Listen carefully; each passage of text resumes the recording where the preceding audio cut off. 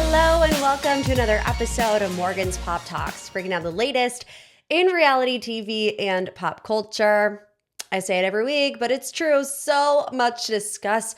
Today we have the Summer House Season 11 cast reveal, that TikTok, a little Alix Earle v. Alex Cooper feud update, Brittany, Cartwright, Jax Taylor, their publicist, Jason Tartick got engaged. Oh yeah, the Love Island USA finale. And so much more. But before we get into it, now I know by the time you listen to this podcast episode, the England versus Argentina World Cup game would have already played out. But I'm going to need you just to send some good vibes and prayers my way because my husband is a diehard England fan, which I know also is confusing because he's also a diehard South Africa fan. We went to the Argentina game when we went to the World Cup this year.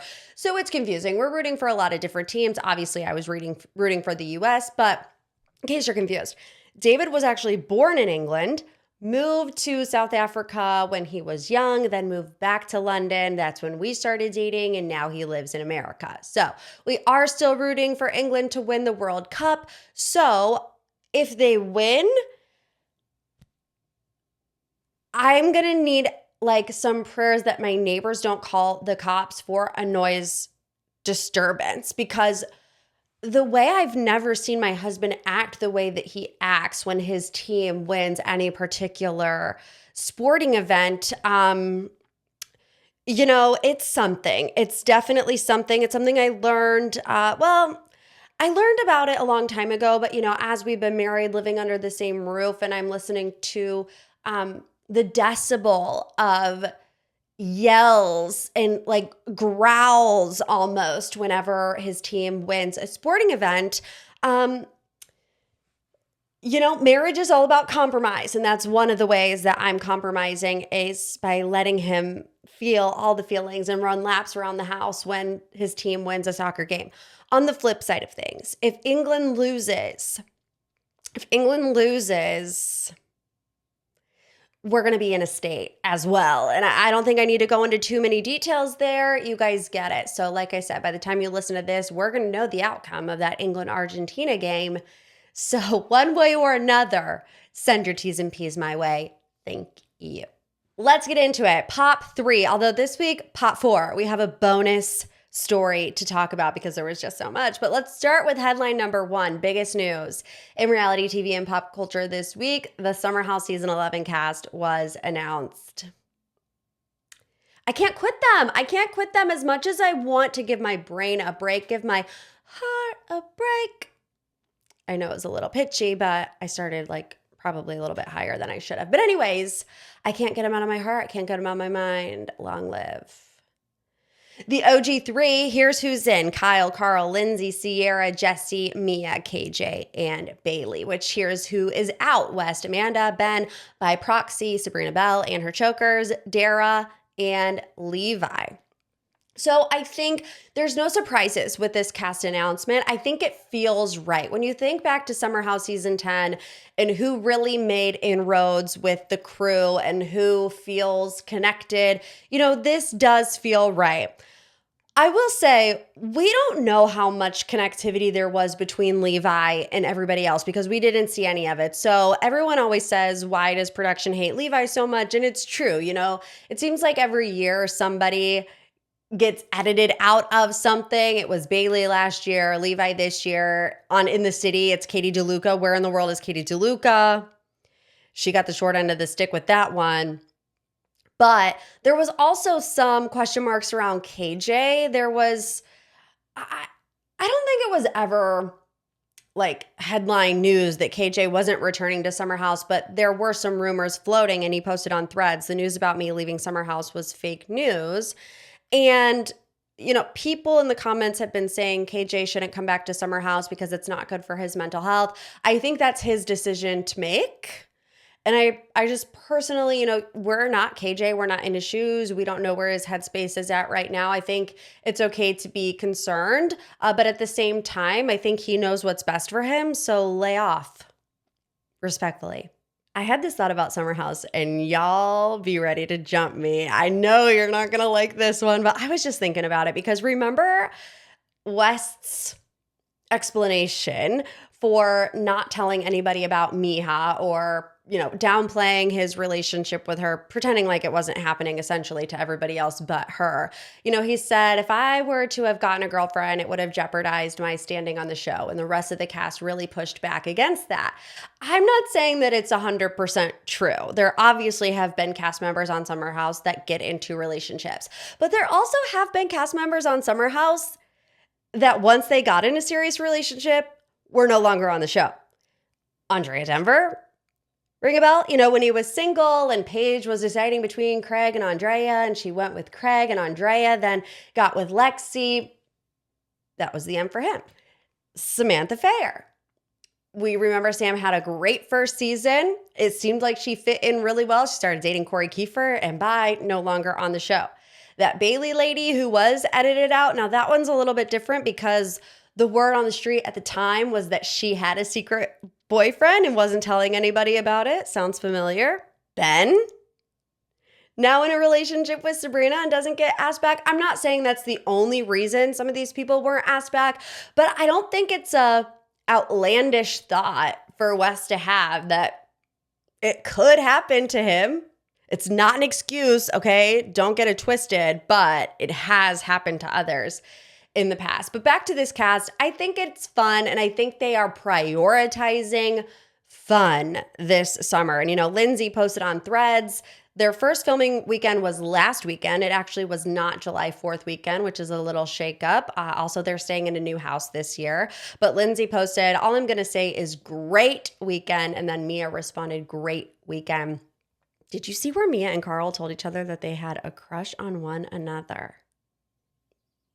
I'm sorry. Did you hear the birds chirping? Like, it sounds like Snow White outside my window. And I think that's God telling us that Mia and Carl could be a great match. I will never stop looking for love for Carl Reck. He might not even want me to. I'm sure he doesn't. He doesn't care. But anyways, I want Carl to find his person so bad. And whether or not that's going to be on reality TV or not, I'm fine with it. But if it's somebody like Mia, yes, I think it would be great. So they said this to each other. Mia was a guest on Carl's More Life podcast recently. And Mia said at first, she's like, I have a crush on you, Carl. And Carl said, yeah, I have a crush on you too. Who doesn't have a crush on Carl, honestly? I have a platonic crush on Carl, but I'm pretty sure my husband has one on him too. So who can blame him? But now you've got me scheming. Anyways, can we talk about the TikTok? I know this is like 3 stories in one kind of, but West and Amanda got on TikTok this week. Well, really was West posted on his TikTok. There were these rumors that Amanda Batula was pregnant because it was so stupid. I mean, she posted one Instagram story of herself in this like lime green dress with a horse. Her back was to the camera. You couldn't really see. It was like a bit of a shift dress, so there wasn't a whole lot of structure to it. And people were like, she's pregnant. And so Wes Wilson gets on his TikTok and he's at the grocery store with Amanda and she's putting 3 jars of pickles in the cart. She's putting ice cream in the cart. And you know what I hate? I hate the fact that Wes and Amanda have made me feel disdain every time I see them post something on social media. I don't want to feel that way. I'm a live, laugh, love girly. I'm a love and light girly. I don't like the fact that I see this TikTok and it makes my blood start to boil a little bit. I did have to go outside and touch some grass, which I did. But I don't like it. And people in the comment section, they're quick with the Sierra photos in the comments of her looking stunning. I mean, when does she not? But this is the most attention that I'm giving it right here in this little safe space bubble. I'm not posting the clip. I'm not doing it because I can't bring myself to that place. Let's move on to headline number 2. Alix Earle confirms she will be talking about the Alex Cooper fallout in her new Netflix reality show. In an interview with Time magazine, Alix said she has plans to tell her side of the story on Earle Meets World, which is set to premiere on Netflix later this year. She said at first, even though producers wanted her to discuss the rift, she initially said no because she really wasn't comfortable sharing. Then everything unfolded the way it did, did while we were filming, she said. There was a serious struggle behind the scenes of emotions, and my family showed up for me. Those moments that sometimes seem so fun for people online, but are hard behind the scenes, I'm happy that we were able to capture that. We all figured that this was going to be the outcome, right? Deep down, we knew it. Whenever there was the back and forth going on between Alix and Alix 1, Alix 2, I and E, we knew once a certain window had passed that Alix Earle was more than likely going to talk about it on her show, and that was going to be her rebuttal. And I'm not mad about it. That's showbiz, baby. You know, Alix Earle is taking a page out of the Kardashian reality TV family dynasty playbook, and that being everything happens on the show. Everything. If you want your reality TV show with your family to be a success, nothing can happen behind closed doors. It all has to happen in front of a camera. So I feel like people would have tuned into this show anyways because she's got some ride or die. She's got an insane TikTok fandom. You know, even Dancing with the Stars just upped her status. And people were going to tune in anyways. But I do feel like her talking about this on the show is also going to bring in some other people that might have needed a little bit more convincing because the people want to know what happened between Alix Earle and Alex Cooper. Based on what she's saying here, I don't know if she's going to give us a play-by-play of what happened, or it might be more of a how she's reacting to it in real time. But either way, I will be sat and ready to tell you if you don't want to watch it. Headline number 3, Bachelor Nation alum Jason Tartick is engaged, and Kaitlyn Bristowe has some things to say, although this is a little murky a la Kenny. Anyways, let's start with Jason. So 7 months after Bachelor Nation alum Jason Tartick made his relationship with Catherine Hurley public on Instagram, he shared the exciting news that the pair are now engaged. He posted on social media June 12, 2026, Lake Como, Italy. Thank you for all the kind words. It really means a lot to us. We are so happy. Catherine is not from the reality TV world. She's not from the influencer world. She is a founder and executive director of Wags and Walks Nashville, one of the largest dog rescues in Middle Tennessee. It says, my journey with Wags and Walks started in Los Angeles, where I first led programs and discovered my passion for connecting people and pets. So that's exciting for him. That is something that he has always wanted. I feel like I was going to say deep down, he's always been a lover boy, but I honestly feel like it hasn't even been deep down. Like he wears his lover boy energy, honestly. So for this to be his happily ever after, super happy for him. It just so happens that a podcast of Kaitlyn Bristowe dropped the same week where she talks about getting engaged herself potentially and also alludes to her previous relationship with Jason.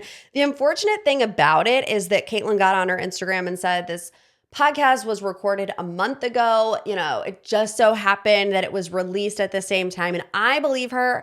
She doesn't choose when these podcasts go out. You know, the host and the production behind it chooses when the podcast goes out. I don't really think it was planned, obviously. But Kaitlyn did an interview with Amanda Hirsch from Not Skinny But Not Fat. And this is what she said about her former relationship. Going from Kaitlyn to Kat to Catherine, you got to pick the nice one. We're both spicy. Obviously, Kaitlyn, reality TV personality. He dated Kat Stickler for a while, who is a famous influencer. So she's kind of poking fun at the fact that they all have a similar name. They all have similar features. You know, he has a type, whatever. Kaitlyn says she seems lovely. I'm all for the dogs, talking about her job. She seems like an angel, and I love that. That's the extent of that, right? But she also hinted that she might be getting engaged to Zach Clark soon. She says, now I'm on this third possible engagement. If I'm going to finally talk about someone out loud after however long, I hope this is the person. She still doesn't ever say Zach Clark's name in this podcast interview, but we all know that she's been dating Zach for quite some time, and they've kept it, you know, really private. I mean, we all know, but we don't really No, it's definitely not on the same trajectory as her relationship with Jason, where they were both very public. But like I said, she did get on her Instagram story or her Instagram reels, and she said, "You guys, this is a timing coincidence. I'm really happy for everybody. It seems like everybody is at their happiest points in their life right now. I'm allowed to still have feelings about my previous experiences, but like, let's not do this." Kaitlyn said this because Jason got engaged. My hope for Kaitlyn and Jason is that at some point, hopefully in the near future, there can be a media headline about one of them without the other one having to be attached to it. And that's neither of their fault. It's neither of their fault. It's almost like, this is a wild comparison, but it almost reminds me of like the Selena Gomez Hailey Bieber stuff, where it's like every single time something comes out about Selena Gomez, a story about Hailey Bieber is linked to it. And it's like they can't escape it. I feel the same way about Kaitlyn Bristowe and Jason Tartick. I feel like I want them to be able to move on in these new chapters of their life without every single piece of news or information or whatever coming back to each other. Let them live. Let them live in peace. Okay, here's your bonus story this week for the Pop 4. Brittany Cartwright is reportedly feeling blindsided, completely blindsided, after photos surfaced showing her estranged husband, Jax Taylor, getting cozy with her longtime publicist, Lori Krebs, during a trip to Mexico. So according to Page 6, sources say Brittany feels even more betrayed by Lori than Jax because at this point, she doesn't expect much from him. Obviously. What's especially surprising is that when rumors started about Jax and Lori, all the way back in 2024, that's the first time that this story popped its head up from under the water. Brittany believed Lori when she denied anything was going on and continued to work with her even throughout getting divorced from Jax. Sources claim there's no chance Brittany continues working with Lori after this, saying the publicist crossed a line by becoming involved in her client's personal life. Lori deactivated her professional Lori K Publications or Publicity or something like that Instagram account. This drama is also reportedly to play out on season 3 of The Valley. Sources telling Page 6 that Bravo did pick up cameras to capture the cast's reaction to the news that Lori was seen photographed with Jax. With the season 3 finale slated to air on July 29th with a multiple part reunion to follow. I'm glad that this is going to make it into season 3 of The Valley. I think it's best to bring this stuff up when it's fresh instead of waiting however long to talk about it. I'd be super interested to hear Brittany's perspective from the first time these speculations arose, because at the time, Brittany very publicly went on to defend Lori. And so for 2 years later, for these photos to come out and completely blindside Brittany reportedly, I would love to hear what's going through her mind right now. And I think we're going to. You know, from a career standpoint, I don't know how anybody could think that a thing with Jax Taylor would be worth it. I don't know. Okay, time to get into this week's deep dive. Of course, all about the Love Island USA season finale. We have our winners, Trinity and Bryce. There is a lot going on social media right now. I'm going to be discussing it today with a special guest, friend of the pod. I needed somebody to bounce my thoughts off of, so please welcome Kyle Frazier. Returning MPT guest for the second time. You know him from Survivor, but apparently he's also a Love Island USA aficionado. So MPT listeners, welcome Kyle Frazier back to the pod. Hi, Kyle. What's up, Morgan? Aficionado, I'll take it. I don't know if it's a badge of honor in 2026 for Love Island, but I will take it nonetheless. What do you think about this season of Love Island USA? I mean, what a loaded question, right? There's a million different thoughts, but, you know, before we started rolling, Kyle and I were both just like, sigh of relief at least that it's over. What's your initial knee-jerk reaction to season 8? I did not like it. I'll be honest. I feel like it's a tough one because this was the first Love Island season where I was fully on the internet. And so I can't tell if I did not like this season because it was just such a slog in so many ways. There were so many really dense emotional moments, but not in like a fun way for a viewer. And then sort of like going to the internet where you're looking for jokes and for more sort of like lightheartedness. It felt like this season was particularly serious in that like sort of discourse too. So it really felt like work to get through it. But I actually think, and now that I like not to pull it back to Survivor, but if you think of my Survivor season, there was like in season 50 even, there's like this whole honor and integrity thing. And I think that like it makes this split in how people view the rules, right? Like all of a sudden, everybody's always been down with backstabbing on Survivor. But when somebody's like honest and integrity, now we have to have serious conversations about like who these people are in real life, if they're good people or not people. And like we forgot the rules of the game. I kind of think that's the same with Love Island. Like this season, there's lustfulness, right? Like floating around. And all of a sudden, a show where it's literally meant to like put hot people on an island and date each other, like being lustful is wrong. And now, like, the viewership has to, like, figure out, like, do they believe that? Do they like that? Like, what are the actual rules of this show? And I think it just causes chaos. I think the mistake that they made with that is that the physicality of it in past seasons used to progress, where this season it's like right off the jump. When you think about it from Yes. like a normie perspective, imagine you're going on this dating show.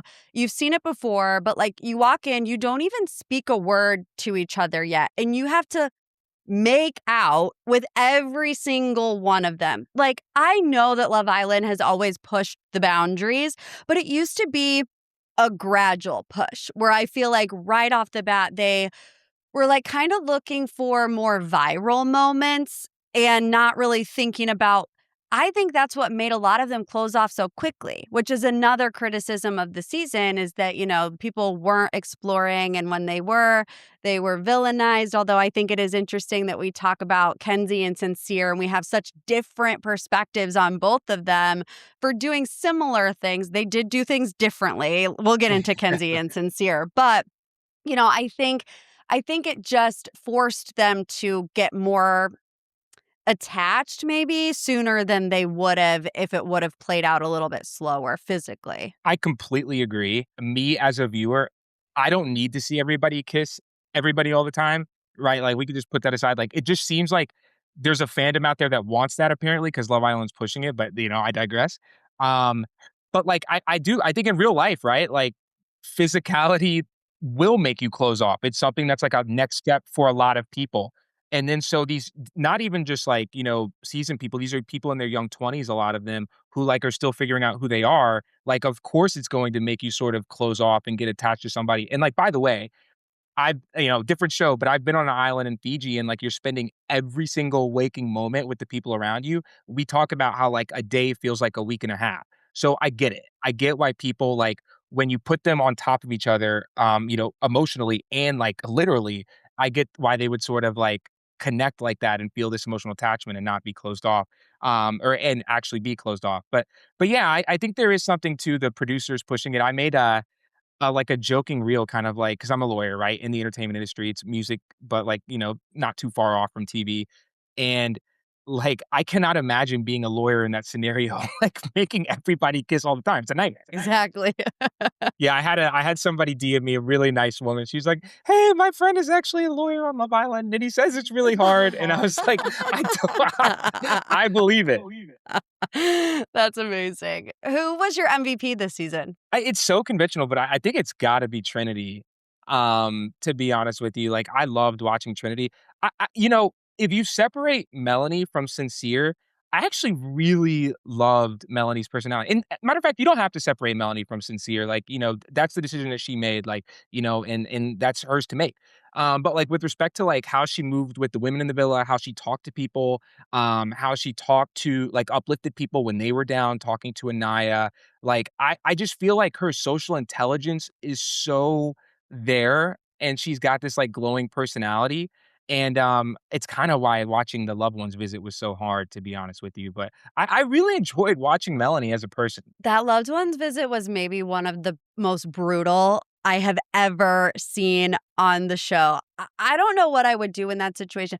And both families, you know, it wasn't just Melanie's family. Sincere's dad. I was also like, oh my gosh. And his little brothers just gotta sit there and be like, I don't even know what to say, bro. Like, I know, like, I felt so bad. I felt so bad. But I do agree with you about Melanie, and also just the way that my opinion, I don't want to say changed on her because I always liked her, but I feel like she had a comeback. There was a moment earlier in the season where she crashed out. Give me yes. 10. She's walking away, and we're like, oh no, this is going to be rough for Melanie. But she was really able to kind of, and I know that people will disagree with me here because of everything that happened with Sincere, but like get her head back on straight and not let that completely derail the rest of her experience. And I know people have a lot of hot takes or maybe not even hot takes, but strong opinions about Melanie and Sincere. And I always say, like, yes, we from the outside look at her and are like, this is not the relationship for you. But I've also been 22, and I've also Yes. had everybody around me tell me this is not the relationship for you. And they could tell me over and over and over and over again. It's not going to internalize in me until I experience it for myself. 100%. I think that's part of the thing that's so hard about the Love Island fandom with that is like if they're critical of Melanie, like I don't even know like if that exists, but like people are so hypocritical. Like if you like someone, you like someone. If you can count like 5 friends on your hand, you have somebody who's been in a toxic relationship in your life or who's had a crush and gone for it when everybody knew it wasn't going to work out. And like it's just how people work. So, like, I'm not gonna criticize her for that decision. Back to your question too on, like, MVP of the season, I'm not gonna say MVP, but when you use the word comeback, I thought of Corbin. Like, talk about somebody who made a lot of mistakes, was moving kind of weird in the villa, and, like, I'm kinda like, "I don't like this guy at all," but as the season progresses, like, he apologizes, he's authentically himself, he calls out his boys, like, straight up. He calls out Sincere straight up for, like, feeling misled as to how, like, he was moving in the villa and, of course, how he's treating Melanie. And, like, I don't watch After Some, but I saw a snippet of, like, Corbin and, Parmita in a van, and, like, even just the way that he talks to her when she talks kind of crazy, like, was really impressive to me. So I feel like he had growth. I agree. I was on the same journey with Corbin, and I've said it on the podcast before. Like, before his boot episode, he was probably my least favorite. I was just so annoyed with everything about him. And then when he left, I cried. I was crying with him. Not like, full on, but I was like, oh, I'm disappointed now that Corbin is leaving. And I think that's a really valuable lesson. And I know it, but it's good to be reminded that you can't, put these contestants in a box based on one episode because they're multi-layered. They have a lot more in them. So I feel that way too about Zach and Kada. What's your opinion about the discourse that's going on with them right now? I don't have a problem with them. Like, Zach is if I had a problem with either of them, it would be Zach, and I think that he's a little insecure, but I don't think it's in a malicious way, and I actually think that, like, he's somebody who, like, actually really likes Kada, and maybe if there was one person on the show who I thought, like, wanted to win, I think that it would be Zach, but at the same time, I also think that he really likes Kada. And Kada, I have no issues with her. Like, I also thought in a similar way to Melanie, she was, like, super uplifting of the other woman of other women. Somebody put out a tweet like, Kada, we know Kada was the girl who, like, had everybody over at a house for a sleepover and was making them learn dances. And, like, I love those type of people. Like, sometimes they can be a little annoying when, like, they're the leader all the time, but, like, she really felt like somebody to me who, like, was authentically herself in there, really liked Zach, and was, like, having a good time in the villa. Yeah, I think people are really hanging on to a few of the things that Zach said. The first one being after they went to the hideaway saying Oh, like, oh, well, the bomb. Yeah, it's a stupid thing to say, but they're also on Love Island, and then another one about the exclusive conversation. And the thing about the exclusive conversation is I actually get why they're not wanting to lock it down, make it boyfriend, girlfriend. They have to deal with something that nobody else does, and that is being on 2 different continents, okay? So you have to really take your time to consider, am I about to get into this extremely long distance different time zone. It's not a car ride away, it's a flight away. They have to experience the real world before they become exclusive, because if the opposite were to happen, and even with the love thing, like when Zach says, oh, it's on the tip of my tongue or whatever, I'm like, okay, tell her you love her. But the thing is, I think he's probably aware that if he makes it official with her on the show, says he loves her, and then it doesn't work out, can you imagine the backlash he's going to receive if that's the case? It would probably be 10 times worse than what he's receiving now. 100%. So I did not know that this was a thing. I will ride on the exclusive thing until I die. I actually think that it's them being mature and like understanding the situation that they're in. I think, and maybe this is a hot take, but I think that they might be the most compatible two on the show, and I think that they really like each other. And I think that they both understand that in order to be in a healthy relationship and like to call each other girlfriend, boyfriend, at least like, and people move differently, but like a lot of people want to meet each other's families, like Right. hang out a couple times together in an apartment, like, figure out like things about each other, like not even just yourselves, but like how do you live in the real world? Because that's important. And I think that that's kind of like what they were trying to say. And they're in a weird spot, right? Because like, also, if you say girlfriend, boyfriend after Bryce and Trinity have done it, now it looks like you're trying to win the show. Like Casey, I think he likes TT, but it looked a little like, what are you doing? So I think that they were being mature, and like I ride with that. I have a hot take. We haven't Give it talked to me. about Anaya and Carl yet. This is my hot take. I don't think Anaya likes Carl. I don't either. Okay, I good. don't either. If she really liked Carl, she would have kept him in the villa. And I don't even think it's that. Like, I think Carl is like a catch of a man. Yeah. But I think that I think Anaya liked Casey. And I think that we would have seen more. It's hard for me to explain, but I just don't see it. I just don't see it. Yeah, I don't see it either. And it's sad because they're both amazing. There's no denying Yes. that. Like both Carl and Anaya, sweet baby angels. Like if they were to fall in love, it would be their storybook ending, right? But the feeling that I got from her the entire final episode was almost this feeling of like guilt that I don't like him like that. Like every time she says, oh, he's great. When Bryce and Trinity talk about each other, they like glow from within. They're like, Yes. they're grinning, they're giggly, they're smiley. And even during Anaya's date, she was like, oh, you're just so great. And I like you so much, with almost like a concerned feeling about it. And to me, that reads like, I don't want to let this guy down because I'm not there yet. And maybe he's not there either. I don't know. He just says all the right things at all the right times and is like a knight in shining armor. But I'm glad that I'm not alone in that, because I've been seeing people, saying, I mean, they almost won. They got second place and they got one of the most romantic dates. I think that Anaya's in a really tough position there because like Carl's Mr. Perfect on TV, and she knows that he is perfect in a lot of ways, and he plays volleyball, and it kind of just matches up. But it's okay, almost but can we talk about the volleyball? Like, I'm like, by the 12th time that they were talking about volleyball, I'm like, you guys, we're about to vote for these people to win because they both like volleyball. We have to give it up. Yes, it's got to stop. I think it's almost like, have you ever been with somebody or seen your friends in a relationship and they're like, we're so good together, right? Like they just have to say it in order to believe it. Like that's what the volleyball thing feels like. And so I got crucified on this on the internet. Not crucified. I don't want to be over dramatic, but I said, guys, we have got to vote for Corey to come back in the villa. And everybody slammed me like, King Carl, what are you talking about? And I was like, you have to understand. Melanie actually kind of likes Corey. And it's not going to be enough with who was it, Namora coming back into the villa and telling all of Sincere's secrets. Time and time again, Sincere's going to make it through. But if you give Melanie an other legitimate option, right, we might actually get a good couple here and see this toxicity stop.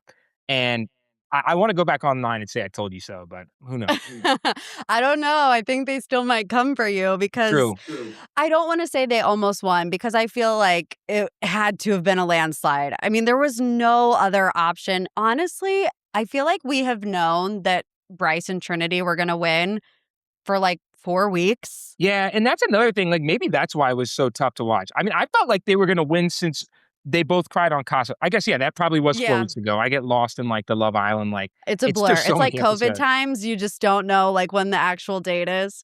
And people get upset with that in Survivor, right? Like, like people fluctuate with that. It's like, oh, I know who's going to win the entire time. So like this season sucks. So then the producers have to. I don't think the producers really do anything, but like, you know, I think they have to like do a good job of showing why somebody won, but also like making it fun so the viewers have a little bit of options here. Love Island, sometimes you get some craziness thrown in at the end just by the luck of the draw with who's there, and that's fine. I didn't think so, but like it's tough to watch Trinity and Bryce sort of dog walk everybody at the end. Did you ever buy into the fan theories that they were scamming Bryce and Trinity to win? So I didn't know those were fan theories. I assumed that they probably were, because like you're kind of like, do they like each other? Like I think there's so many nuanced things to Love Island. Like people were having very like nuanced conversations about like race and culture and like who fits together. And like Trinity and Bryce just seemed like they come from two different worlds. So initially it was a little difficult for me to think like, do they really mesh? Like, do they like each other? But then like as the show progressed, like I was like, they're rock solid. I really do think that they were rock solid. There was a moment in Casa where I was like, do any of the girls actually like Bryce? Like, is this manufactured? But even as the show continued, I was like, I really do think he's genuine. Either that or he's one of the best actors on the planet. Him and Trinity. Like, I just don't think that people are that good at acting. I remember too the very first day that Bryce came in and his intro package was talking about how, yes, I'm a model, but I'm also so sensitive. And I rolled my eyes so hard. I'm like, said every California model ever, right? But I feel like I really have to take that back because he's very sensitive. I feel like he wore his heart on his sleeve. I do feel like he was pretty authentic. There was a moment for me that I was like, oh, that's odd. And that's when they didn't want to go to the hideaway. I always was riding hard for Trinity and Bryce, but when they so quickly like wanted Melanie and Sincere to go, I was like, oh, and I had read those theories. So I was like, is that something to look into? But I'm glad that I ignored that because I feel like their final date, like I said before, you can just tell by the way they look at each other and speak to each other that they really do like each other. What do you think about them waiting so long to do the reunion? Real quick on that too, on the Bryce and Trinity before I say the reunion. I also think their family day was like an indicative to me. Like you can tell so much about people from their family and like the way that he is around, like Bryce has clearly been around women his entire life, single mom and stuff like that. And I think that a lot of his personality quirks that might have seemed fake to me, like sort of came to light when his grandma and his mom were there. So that helped Yeah, me true. too. When is the reunion? Sorry. It's August 31st. I actually think it's a good idea because I think this season was such a slog. So many people seem to be done with it, including me. And like, I think a lot of these people will probably be in their couple, for lack of a better term, for like the next 2 or 3 weeks. And then it's all going to go to, Yeah. and, Yeah. or there's going to be blowout fights between different people, even outside of couples. And by the time we get to August 31st, it's certainly not going to be settled. The internet and all the brand deals are going to go to everybody's head, and we're just going to get a mess. So I think it's a good idea. I think you have to give them time in the real world. Like I said, you have to get Zach in Birmingham and Kata in New Hampshire and see how they work out their communication. You have to see, is Sincere really going to make things up to Melanie and her family? I mean, do I even need to ask what you predict will happen with Melanie and Sincere? Yeah. That's the thing is I think that so Maggie actually told me, because we finished the finale this morning. I was a little late, but Maggie actually told me that Melanie follows everybody on the cast but Sincere. Maggie is my wife. I don't know if I said that earlier. So that's very interesting. I don't think if Sincere just dumps Melanie, or if it's him who's the impetus for this, I think that he is the biggest idiot on TV while simultaneously being the biggest schemer. Because that would be a wild way for him to move, especially after talking to even his dad on national television. I know. I want to have like the naive, glass half full outlook of being like, okay, he's going to get his act together. But the thought that things will be better in the real world, I just don't think that is going to happen. I mean, I think the temptation is actually going to be even greater in the real world because there's going to be so many people in the DMs. And I just have a feeling that we're going to have another one of these like nightclub moments, you know, those videos that always go viral however many weeks after. I think last season it was Brian. And then they showed up to the reunion and they're like, no, we're still together. And then they broke up like a day later. I'm just getting a little bit of deja vu with that. And the funny thing about Sincere is I was like, this guy's the best Traitors players we ever seen, and he hasn't even been on the show. Like, right? And because even watching him early on in the show and in the middle of the show, after all of his transgressions or lust, you know, to use their term, like he does have this like likable sort of like demeanor to him. And you can also see why Melanie and him like fit together when they're talking. But I think it goes back to like that exclusive thing we were talking about with Zach and Kata. It's almost like even in a perfect world, when Sincere is like treats Melanie like the great person she is, it's a very great relationship. Friends and family matter, right? Like I always ask people like, would you be able to date someone if you love them? Like, you know, this is your person, but your friends and family absolutely hate them. They can't be around them. It's like a tough thing. Fortunately, God, I don't have that situation. But I really do think like there's two types of people, like people who can handle that and people who can't. And Melanie talks about her family. She goes home, like, you know, Dinner Republic, and like spends time with everyone. They're never going to like him. Never going to like that man. And it's not going to work out because of that, too. Time will tell. I mean, we have to wait 6 or 7 weeks for the reunion, but I mean, I think we can all see where that's going. I do want to get your opinion on Kenzie. She's a queen, and you can't convince me otherwise. I mean, there were moments where I was frustrated with her, and I was like wanting to shake her. I think it is hard for the Islanders because they get criticized if they close off too early, and then they get criticized if they explore too late. But it's like, where do you draw the line? Because I don't feel like Kenzie was ever anywhere close to like closing off with one individual person. I think the closest would have been probably Corbin, but you know, his actions derailed that. Whereas I think the difference with Sincere is that it seemed like he was all in on Melanie from pretty much the get-go, where Kenzie, I never got that type of vibe from her. But anyways, what's your opinion on Kenzie? Couple things. The splits are incredibly entertaining. I think she's got an awesome personality. Her journey in the villa started off kind of similar to KC's, you know, if you want to joke about it, but like seriously, like Zach was like kind of blunt with her in that way that he kind of is, and like, you're not my type. And I think it goes back to that rules thing that we sort of discussed where like I really feel like Kenzie was not moving maliciously, and she's like was one of those people who's like, why am I here? Right? I'm trying to find somebody that I liked. And then you saw like people having really serious conversations with her and like sort of being like, you wouldn't be my friend outside of here. Dylan being like, in my opinion, just like a little like kind of like a little too sensitive and like kind of not thinking about the fact that they were on a TV show with like the requirement that you explore a little bit. And yeah, I think that she was just like having fun there. So it's tough for me. I really do think that like Kenzie's like got like kind of this great soul, and it was really hard to like see her mom talk to her and be like, it looked like she had 4 very tough conversations back to back to back, and she's almost like, I get it, guys. Like I messed up. People can make mistakes on reality TV. Like it's okay. That part. Say it again. Say it again. Well, you have something really exciting to tell us about today. I almost said, this is how you know I've been watching too much Love Island. I almost said you've coupled up with Camilla. That's not what happened whatsoever, but you guys are working on something together, the iconic duo that is Kyle and Camilla. So tell us what you're launching. Yeah, so Camilla and I just launched our Kickstarter today for the app that we've been building called Paperclip. I won't bore you with too many details, but it's a social accountability app. And basically, you should think of it as like a shared habit tracker with Snapchat features.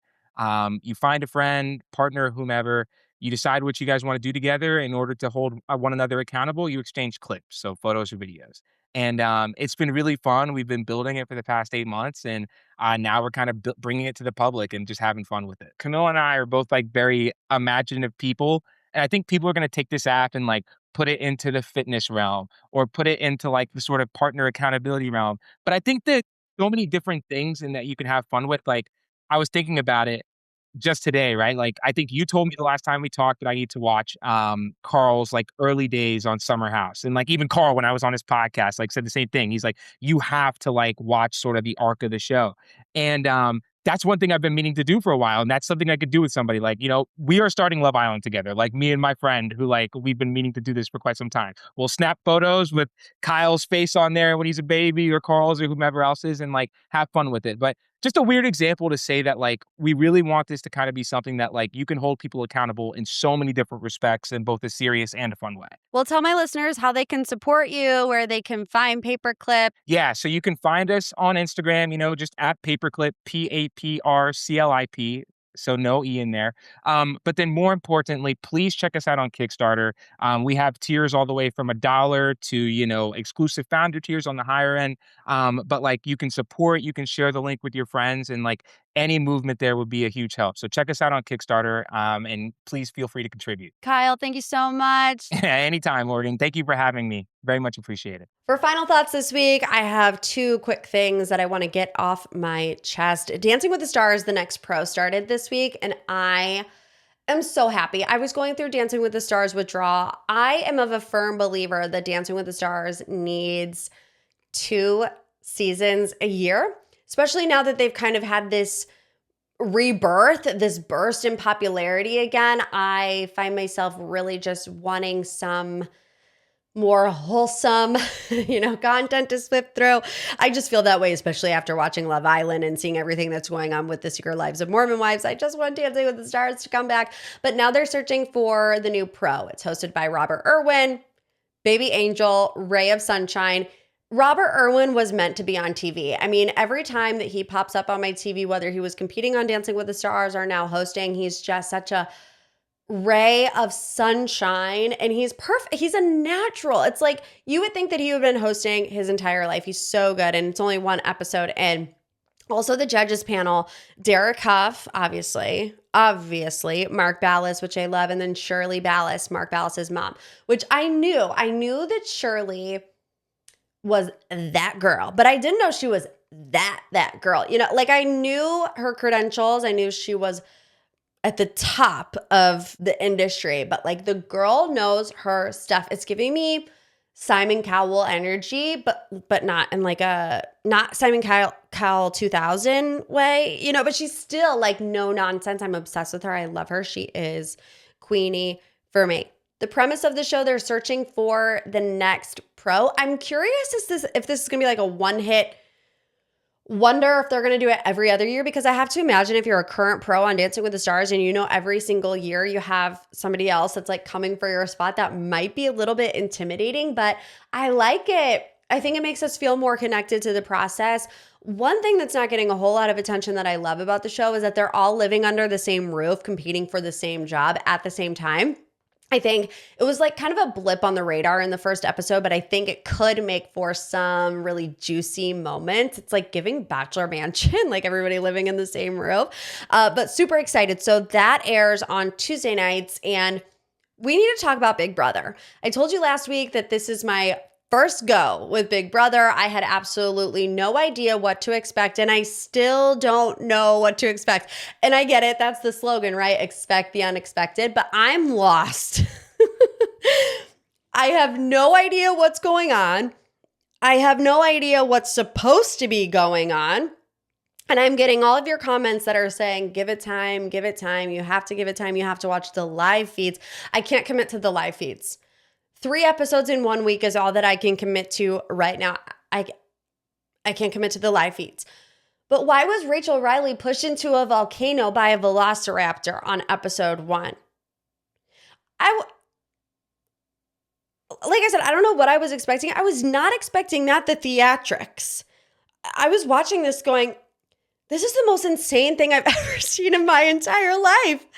I don't understand. I also didn't know that it was 87 days long. Now that I'm 3 episodes in, the only thing I can really tell you is that there are showmances on the show, and they're already forming 3 episodes in. So can y'all give me some inside information on like, am I supposed to be this confused at this moment? Because I'm in complete shock over it, to be completely honest with you. All right, guys, thanks so much for tuning into this week's episode of MPT. If you want more reality TV and pop culture content, make sure you head over to the Patreon. You choose the episodes that we recap, whether it's In the City, Next Gen NYC. We can even start recapping episodes of Big Brother. You choose on Patreon. The link is in the show notes below. If not, I'll see you next week. Fingers crossed, I'm believe that we're going to have a cast member from In the City on with us next week. You're going to love it. I'm going to love it. Very excited for it. So I'll see you then. Make sure you leave a review, a little 5-star boop boop, a little love you like a sis, because you know I do. I'll see you then. Love you like a sis.